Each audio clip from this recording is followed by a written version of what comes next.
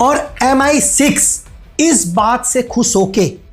Britain government को recommend करती है और उसको ब्रिटेन का सबसे बड़ा इनाम वो दिया जाता है और इसके साथ 27 अवार्ड और दिए जाते हैं गार्बो को, जो ब्रिटेन ने उसको कोड दिया हुआ था। अब यहां पर गार्बो का रुतबा दुनिया में बहुत बढ़ जाता है और धीरे धीरे नाजियों को पता चल जाता है, यहां हिटलर खत्म हो जाता है और नाजियों को पता चल जाता है, हिटलर की हार होती है कि कहीं ना कहीं हमारी हार की बुनियाद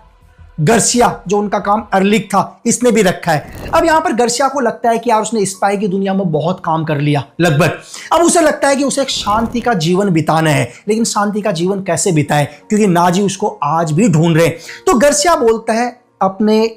सीनियर को या जिनके लिए वो काम करता था, थॉमस को, या जो उसके हैंडलर थे कि सर अब मैं एक शांति का जीवन जीना चाहता हूं, लेकिन मैं तभी जी सकता हूं जब नाजी को ये लगे कि मैं खत्म हो चुका हूं। वो एक ही रिक्वेस्ट करता है ब्रिटेन की गवर्नमेंट से या MI6 से कि आप दुनिया के अंदर एक ऐसी इंफॉर्मेशन दे दो कि गर्सिया मारा जा चुका है।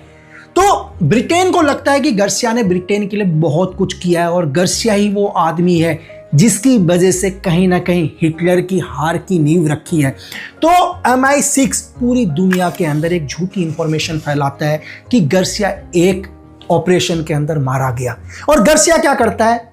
दुनिया के अंदर एक अलग आइडेंटिटी में एक अलग देश के अंदर रहना शुरू कर देता है और कहते हैं कि 1988 तक गर्सिया जीवित रहा और दुनिया में किसी को नहीं पता चला कि ये वो आदमी एक अलग आइडेंटिटी में रह रहा है जिसने हिटलर की हार की बुनियाद रखी। ये वो आदमी है जो कभी एक जासूस नहीं था, लेकिन ये दुनिया का सबसे बड़ा डबल एजेंट रहा। ये इकलौता आदमी है जिसको 2 दुश्मन देशों ने सर्वोच्च इनाम दिया। ये इकलौता वो आदमी है जिसने अपनी एक ऐसी फोर्स बनाई जो कभी ग्राउंड पर थी ही नहीं, सिर्फ कागजों पर काम करती थी। तो 1988 के अंदर वेनेजुला में गार्सिया की मौत हो गई और गार्सिया ने कई साल अकेले बिताए। और मैं ये कह रहा हूं कि इतिहासकारों को या आने वाली जनरेशन को गर्सिया के बारे में कभी नहीं पता चलता अगर MI5 अपनी वेबसाइट में इस जासूस के बारे में नहीं बताता कि हिस्ट्री में इस जासूस के बारे में पूरी दुनिया को जानना चाहिए। तो इसलिए मैं आपसे ये कहता हूं कि देश प्रेम से बड़ा दुनिया में कोई धर्म नहीं होता।